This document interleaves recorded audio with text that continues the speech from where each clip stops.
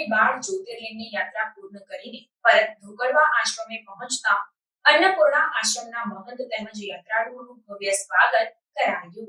ગીર ગઢડાના ધોકડવા ગામના અન્નપૂર્ણા આશ્રમના મહંત તેમજ યાત્રાળુઓ 4 ધામ અને 12 જ્યોતિર્લિંગની યાત્રા પૂરી કરીને પરત ધોકડવા આશ્રમે પહોંચતા તેમનું સમસ્ત ગામ લોકોએ ભવ્ય સ્વાગત કર્યું હતું અને ગામમાં ભવ્ય શોભાયાત્રા કાઢવામાં આવતા ગામ લોકો ઉત્સાહપૂર્વક જોડાયા હતા અને ધન્યતા અનુભવી હતી.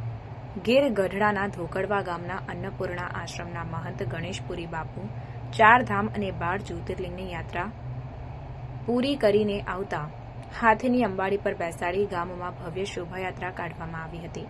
ધોકડવા યાત્રાળુના સામૈયામાં ગણેશપુરી બાપુને હાથીની અંબાડી પર બેસાડી સામૈયા કરવામાં આવેલા તેમાં સમસ્ત ગામ લોકો શોભાયાત્રામાં જોડાયા હતા. ધોકડવા ચેમ્બર ઓફ કોમર્સ દ્વારા બપોર સુધી દુકાનો બંધ પાડી સમસ્ત ગામ શણગારી વેપારી મિત્રોએ પોતાની દુકાનોએ રંગોળી કરી 4 ધામ 12 જ્યોતિર્લિંગની યાત્રા પૂર્ણ કરીને મહંત ગણેશપુરી બાપુ તેમજ યાત્રાળુના સામૈયા શોભાયાત્રામાં જોડાયા હતા અને સામૈયા કરવામાં આવ્યા.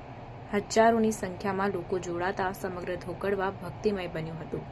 અન્નપૂર્ણા આશ્રમ ખાતે સમસ્ત ધોકડવા ગામના લોકોએ સાથે જ ભક્તોએ પ્રસાદનો લાભ લઈને ધન્યતા અનુભવી હતી.